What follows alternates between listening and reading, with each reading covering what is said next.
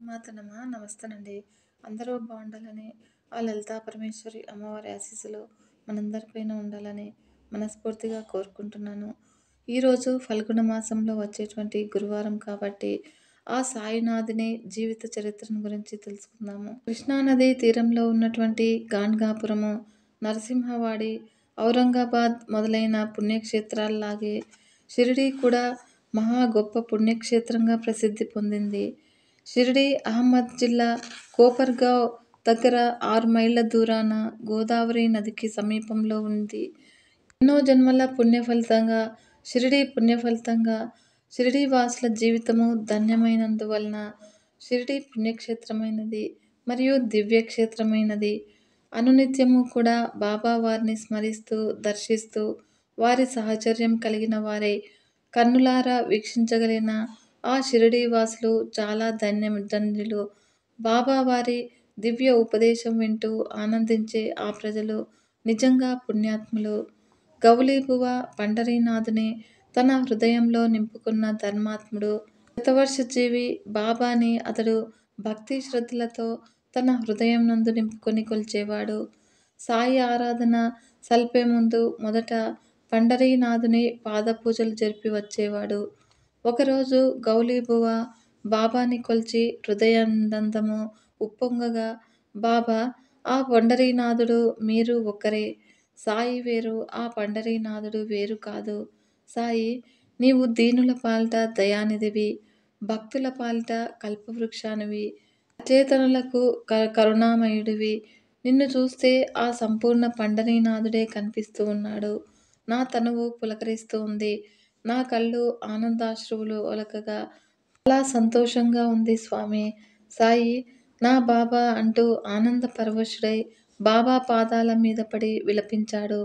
అప్పుడు బాబా అతన్ని లేవదీసి, మన ఇరువురి స్నేహము ఇప్పటిది కాదు, ఎన్నో జన్మల నాటిది. నీవు పూర్ణ పురుషుడవు నాయనా అంటూ ఓదార్చారు. బాబా ఎప్పుడూ అల్లా మాలిక్ అంటూ, అల్లాయే దేవుడు అంటూ ఉండేవారు. బాబాకి భజనలు, పాటలు అంటే చాలా ఇష్టము. నామ సప్తాహము అంటే మరీ ఇష్టము. అందుకే ఒకరోజు బాబా దాసగణును పిలిచి నామ సప్తాహము జపించమని అన్నారు. అది విని దాసగను, అలాగే బాబా, సప్తాహము తప్పకుండా గావిస్తాము. అయితే సప్తాహ పూర్ణాహుతి నాడు మీరు విఠలదేవుడు మా ఎదుట ప్రత్యక్షమగునట్లుగా అనుగ్రహం చూపాలి అంటూ కోరాడు. దానికి బాబా ఇలా చెప్పారు, తప్పక మీ కోరిక తీరుతుంది. అయితే భక్తులు తమ భక్తిని ప్రేమామృతముగా చిందిస్తూ మనసు అంకితం చేయాలి. అలా చేస్తే భక్తులకు ద్వారకలోని శ్రీకృష్ణ పరమాత్ముడు, పండరిలోని విఠలుడు ఇక్కడే ఈ మసీదులోనే ఉన్నారని తెలుసుకోగలుగుతారు. ఎచ్చట ఎవరు వెళ్ళనవసరం లేదు. కీర్తిగానము భక్తిపూర్వకంగా హృదయాంతరాల నుంచి రావాలి సుమా అంటూ హెచ్చరించారు. అంతేకాకుండా బాబా వారు కాకాతో, కాకా, విఠలుడు మహామొండివాడు, పట్టుకోకుంటే పారిపోచూస్తాడు. అదిగో ఆ పాండురంగ విఠలుడిని చూడు, పారిపోనీయకుండా జాగ్రత్తగా పట్టుకోమరి అంటూ ఉంటే కాకా విఠలునే కన్నార్పకుండా చూస్తూ ఉన్నాడు. సరిగ్గా అది మధ్యాహ్న హారతి సమయ. కాకా విఠలునే చూస్తూ ఉన్నాడు. అందరూ ఆశ్చర్యచకితులై కాకాని అనుసరిస్తూ కదిలారు. అప్పుడు సాయం సమయము కావచ్చింది. విఠలుని ఫోటోలు తీసుకొని రాగా బాబా మాటలు గుర్తుకొచ్చాయి. అప్పుడు వెంటనే ఒక చిత్రాన్ని తీసుకొని ఆనంద పరవశుడయ్యాడు. భగవంతరావు క్షీరసాగరుని కొడుకు. క్షీరసాగరుడు మహాభక్తుడు. విఠలుని ఆరాధిస్తూ దీక్షలో ఉండే పండరీపురానికి ప్రయాణించి సంతోషభరితమైన భక్తిపూర్వకమైన జీవితాన్ని గడుపుతూ ఇంట్లో కూడా విఠలుని ఆరాధించేవాడు. అలా తండ్రి మరణానంతరము భగవంతరావు పూజ, భక్తి అంటే విముఖత, నిర్లక్ష్య భావము కలిగిన వాడైనాడు. అసలు ఏ యాత్రలు గావించలేదు. ఒకసారి బాబా దర్శనానికి రావటం జరిగింది. అప్పుడు బాబా అతన్ని చూసి, ఈ భగవంతరావు తండ్రి నాకెంతో ఇష్టమైనవాడు. భక్తి శ్రద్ధలు కలవాడై విఠలుని బాగా ఆరాధించేవాడు. కానీ ఇతను కనీసము నైవేద్యమైనా పెట్టడు. విఠలుని నన్ను కూడా పస్తుల పాలు చేస్తూ ఉన్నాడు. భక్తిని, విశ్వాసాన్ని కోల్పోయాడు. అందుకే మరలా నేనే ఇతన్ని ఇక్కడకు తీసుకువచ్చినాను. ఇతనితో మరలా పూజా కార్యక్రమాలను నిర్వర్తించేలా చేస్తాను అని అన్నారు. అప్పుడు దాసగను వచ్చి బాబాతో, నాకు ప్రయాగ స్నానం ఆచరించవలనని కోరికగా ఉంది. వెళ్ళిరానా బాబా అంటూ అడిగాడు. అప్పుడు బాబా చిరునవ్వు నవ్వి, ప్రయాగ స్నానము దివ్య ప్రయాగ, త్యాగ ప్రయాగ, ఆ స్నానాలేవో అక్కడే వెళ్ళి చేయనవసరం లేదు. అవి ఇక్కడ ఉన్నాయి, చేస్తావా? నన్ను విశ్వసించిన వారు వేరెక్కడికి వెళ్ళనవసరం లేదు. అన్నీ ఇక్కడే ఉన్నాయి, వస్తాయి అంటూ ఉంటే, దాసగను క్షమించు దేవా అంటూ వంగి సాయి పాదాలను తలతో తాకాడు. అంతే, 2 పాదాల బొటనవేళ్ల నుంచి పవిత్రమైన గంగా జలాలు పొంగుకొచ్చాయి. అప్పుడు దాసగను ఆశ్చర్యానందాలతో పులకించిపోయాడు. అలా తనను తను మర్చిపోయి శరీరము పులకించగా, హృదయాంతరాల నుంచి కవిత్వం ఉప్పొంగగా, సాయిని వేనోళ్ల కొనియాడుతూ, కవితావేశము కురిపిస్తూ, తన శిరస్సును ఆ గంగాజలాలలో ముంచి పరవశుడైనాడు. అప్పుడు షిరిడీలో ఒక వేప చెట్టు కింద 16 ఏళ్ల బాలునిగా బాబా కూర్చుని ఉన్నారు. మొదటగా బాబా అక్కడ అలా అవతరించారు. నానా తల్లిగారు, ఆమె బాగా వృద్ధులారు. బాబాని చూసి, ఆహా! ఈ దివ్యమంగళ తేజోస్వరూపుడు ఎవరు? ఈతడు సామాన్య మానవుడిలాగా నాకు గోచరించడం లేదు అనుకోగానే, షిరిడీలో ఉన్న ఖండోబా దేవుడు అతని పైన పూనాడు. అప్పుడు అచటకు ఆ గ్రామ ప్రజలంతా చేరారు. గ్రామ పెద్దలంతా కూడా కలిసి ఈ బాలుని విషయమై ఖండోబాని ఆరాధిస్తారు. అప్పుడు ఖండోబా గణాచారి అక్కడ ఓ స్థలాన్ని చూపించి దీన్ని త్రవ్వమంటూ ఆజ్ఞాపించాడు. అచ్చటివారు అలాగే త్రవ్వసాగారు. అయితే అక్కడ వారికి ఇటుకలు, వాటి కింద వెడల్పాటి రాతి పలక కనిపించాయి. అయితే వారు ఖండోబా ఆనతి ప్రకారము ఆ రాతి పలకలను విడిగా తీయగా, దాని కింద ఒక సొరంగం కనిపించింది. ఆ సొరంగంలో చేరి ముందుకు 4 అడుగులు వేయగా, అక్కడే దేదీప్యమానంగా వెలుగుతూ ఉన్న 4 జ్యోతులు కనిపించాయి. జ్యోతులే కాకుండా జపమాలలు, పూజా ద్రవ్యాలు కానవచ్చాయి. ఈ పిల్లవాడు 12 సంవత్సరాలు ఇక్కడే ఘోరమైన తపస్సు చేశాడు అంటూ ఖండోబా చెప్పాడు. అది విన్న వారంతా కూడా కలిసి ఆ బాలుని వద్దకు వెళ్ళి అడుగ్గా, అది నా గురుస్థానము. వారి యొక్క దివ్య సమాధి అచ్చటనే ఉన్నది. దానిని భద్రముగా కాపాడు బాధ్యత నా మీద ఉన్నది అని చెప్పాడు. అప్పుడు త్రవ్విన వారు అంతా కూడా కలిసి తిరిగి దాన్ని మూసివేశారు. అప్పుడు హరివినాయక సాఠే అనే అతను ఆ వేప వృక్షము, దానికి చుట్టూ గల స్థలము కొన్నాడు. గృహవసతి ఏర్పరచాడు.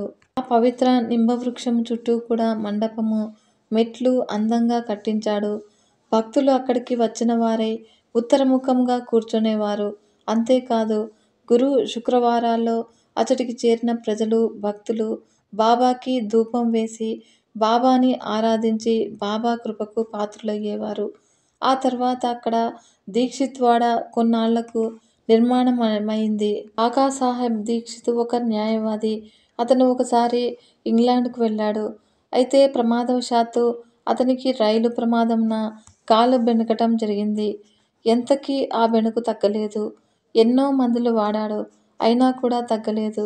అదే సమయంలో నానాసాహెబ్ చందోర్కర్ అతను కలిసి, ఒకసారి షిరిడీ వెళ్ళి బాబా దర్శనం చేసుకునిరా, అంతా మంచే జరుగుతుంది అని అంటూ సలహా ఇచ్చాడు. అప్పుడు 1909లో కాకా వచ్చి బాబా వారిని కలిశాడు. బాబా దర్శనంతో అతనికి ఆనందం కలిగింది. నా కాలు వంకరతో పాటు బాబా నా మనసు వంకరని కూడా సరిచేయండి అంటూ ప్రార్థించాడు. అప్పుడు బాబా అతనికి నయం చేయటం జరిగింది. అంతేకాకుండా కాకా ఇతర భక్తులు చాలామంది నివసించేందుకు వీలుగా షిరిడీలో 10-12-1910లో పునాది వేశాడు. దాదాసాహెబ్ కపర్తికి తన గృహానికి వెళ్లేందుకు బాబావారు అనుమతినిచ్చారు. అప్పటినుంచి కూడా చావడిలో ఆరతి ఆరంభించారు. మొత్తానికి 1911 నాటికి దీక్షిత్వాడ పునాదులతో ప్రారంభమై పూర్తవటం కూడా జరిగింది. అలా వాడ నిర్మాణం పూర్తయినప్పటి నుంచి కూడా శ్రీరామనవమి ఉత్సవాలు ఆరంభమైనాయి. మరియు బూటి అనే భక్తుడు కోటీశ్వరుడు. అతను నాగ్పూర్ నివాసి. అతను గొప్ప రాతి భవనాన్ని షిరిడీలో నిర్మించాడు. ఈ స్థలంలో బాబావారు పూల మొక్కలను స్వయంగా మొదట్లో పెంచేవారు. స్వయంగా నీరు పోస్తూ, నారు కడుతూ, మొక్కలు వేస్తూ చేసేవారు. బాబా దివ్యానుగ్రహం వల్లనే 3 వాడలు అక్కడ బ్రహ్మాండంగా నిర్మితమైనాయి. ఆ తర్వాత చాంద్ పాటిల్ అను ఒక మహమ్మదీయుడు ఔరంగాబాద్‌లో ఉండేవాడు. అతను ధూప్ అనే గ్రామానికి చెందినవాడు. ఒకసారి అతడు గుర్రం మీద ప్రయాణిస్తూ పాటిలు వెళ్తూ ఉండగా మార్గమధ్యమున అతని గుర్రము తప్పిపోయినది. అతను దానికోసం సుమారు 2 నెలల పాటు వెతికాడు. కానీ దొరకలేదు. చివరికి భుజంపైన గుర్రపు జీన్ వేసుకుని వెళ్ళిపోతూ మార్గమధ్యమున ఒక మామిడి చెట్టు దగ్గరకు వచ్చి ఆగాడు.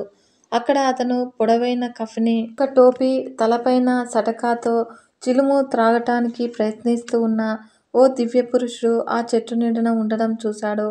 అతను చాంద్ పాటిల్‌ని చూసి పిలిచి వచ్చి కూర్చోమని చెప్పి చిలుమునిచ్చి త్రాగమని అతని భుజం మీద ఉన్నటువంటి జీన్ గురించి అడిగాడు.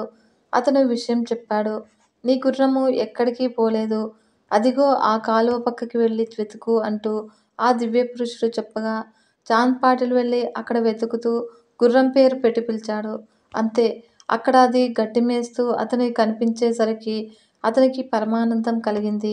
అతను అనుకున్నాడు, నేను చూసిన వ్యక్తి సామాన్యుడు కాదు, సిద్ధపురుషుడు, ఓ మహిమాన్వితుడు అయి ఉంటాడు అని గ్రహించి చాంద్ పాటిల్ గుర్రాన్ని వెంట తీసుకుని ఫకీర్ దగ్గరకు వచ్చాడు.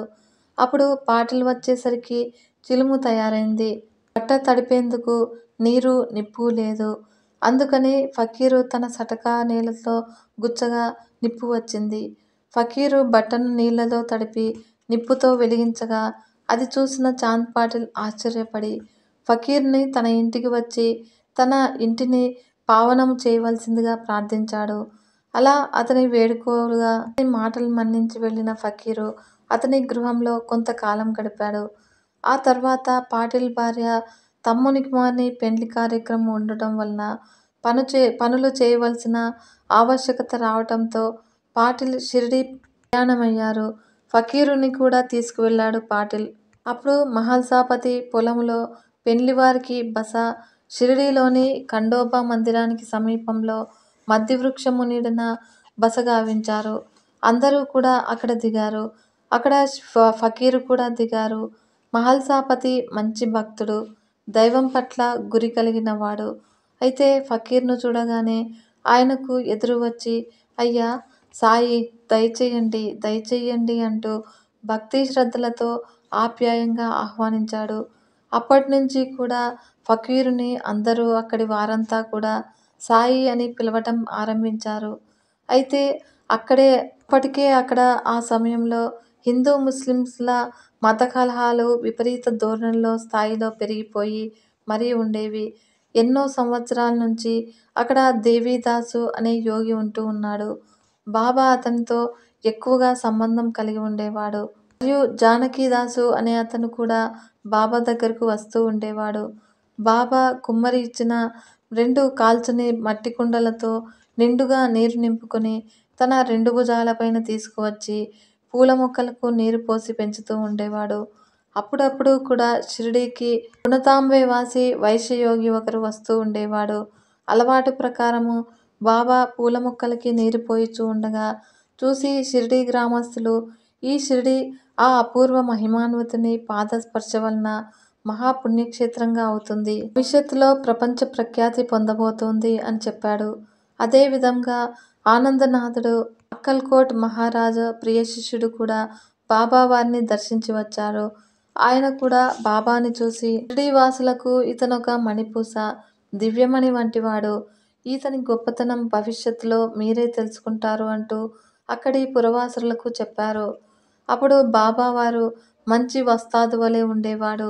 తలనీలాలను పెంచుకునేందుకు కొంచెంవారు. మహత్ షిరిడీకి 3 మైళ్ళ దూరంలో ఉంది. బాబా అక్కడికి వెళ్ళి వస్తూ ఉండేవారు. అక్కల్కోట మహారాజు గారి భక్తుడు మహారాజు వారి చిత్రపటాన్ని నిత్యము కూడా పూజించేవాడు. షోలాపూర్ జిల్లాలో గల అక్కల్కోట గ్రామానికి వెళ్ళి అక్కడ ఉన్నటువంటి గురు మహారాజ్ పాదుకా పూజ చెయ్యాలనేది మనస్సులో సంకల్పము. కానీ అతనికి స్వప్నంలో తన గురువు కనిపించి నేను ఇప్పుడు షిరిడీలో ఉన్నాను. పాదుకల పూజ నీవు అచ్చటనే జరిపించుకో అని చెప్పగా, బాబాని దర్శించి పూజలు గావించి 6 మాసాలు అక్కడనే ఉండి, బాబావారి పాదుకలు చేయించి, అక్కడే నింబవృక్ష ఛాయను 1912లో ఉపాసని బాబా, దాదా కేల్కర్ మహానుభావులతో కలిసి శాస్త్రీయంగా సాయిబాబా వారి దివ్య పాదుక పూజ జరిపాడు. ఇక్కడ నిత్య పాదుక పూజలకు దీక్షిత్ అను మంచి భక్తుని ఏర్పాటు గావించాడు. అంతేకాదు సుగుణ్ మేయర్ను దర్శకునిగా నియమించారు.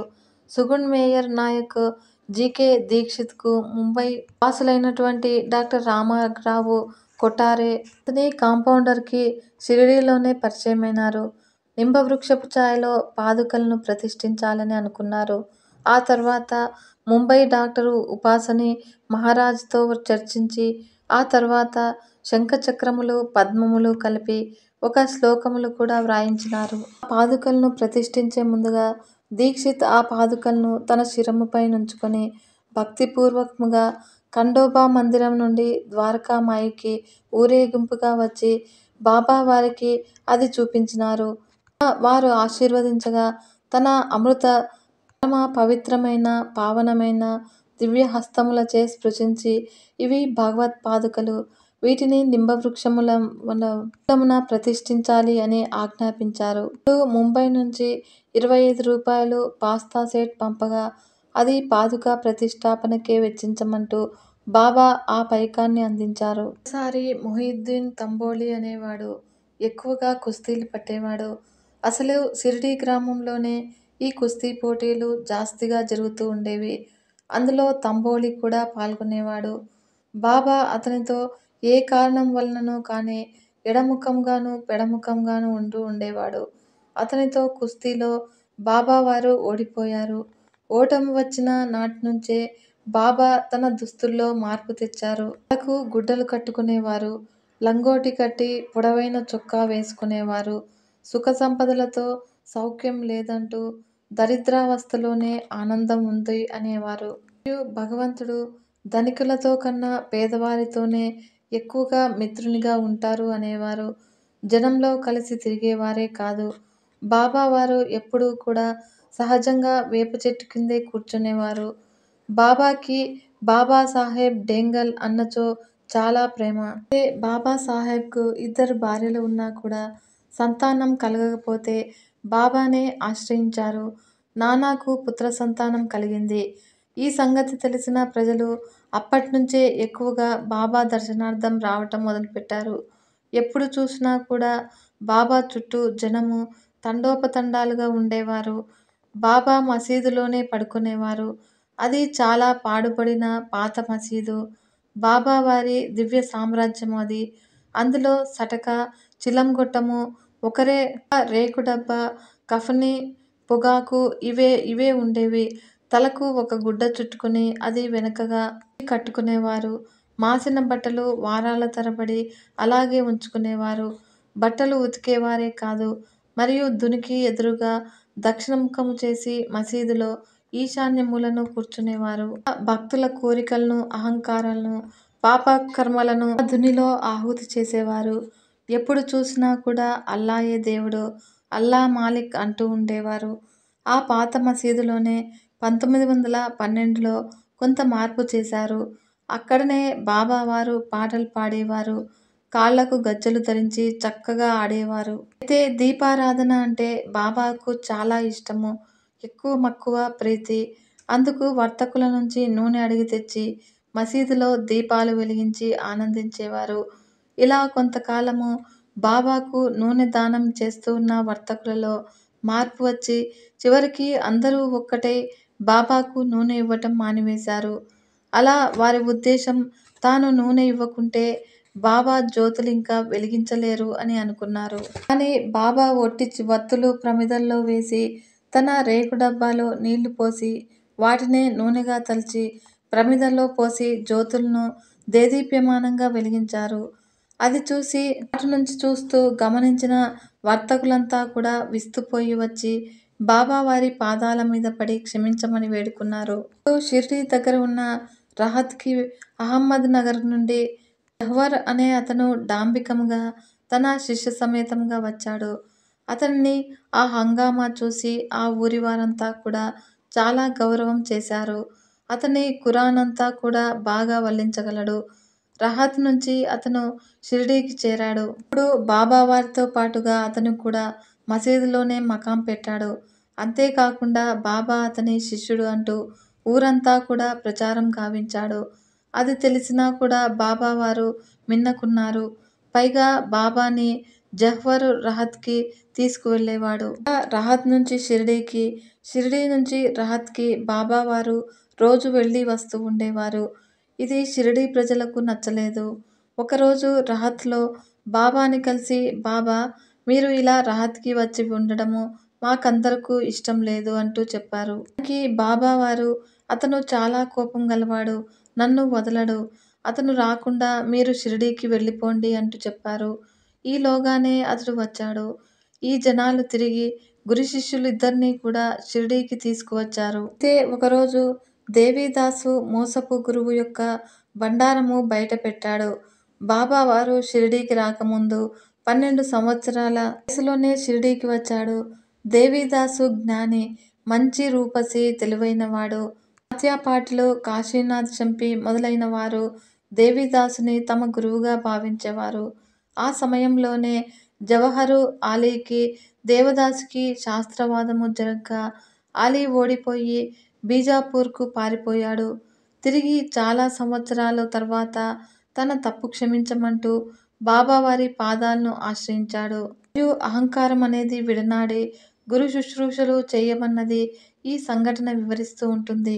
విన్నారు కదా ఫ్రెండ్స్, ఈ వీడియో మీకు నచ్చినట్లయితే ఒక చిన్న లైక్ చేసి మన ఛానల్ని ఇంతవరకు సబ్స్క్రైబ్ చేసుకోకుంటే సబ్స్క్రైబ్ చేసుకొని సపోర్ట్ ఇవ్వండి ఫ్రెండ్స్. మరొక మంచి వీడియోతో మీ ముందుకు వస్తాను. అంతవరకు సెలవు. నమస్కారం.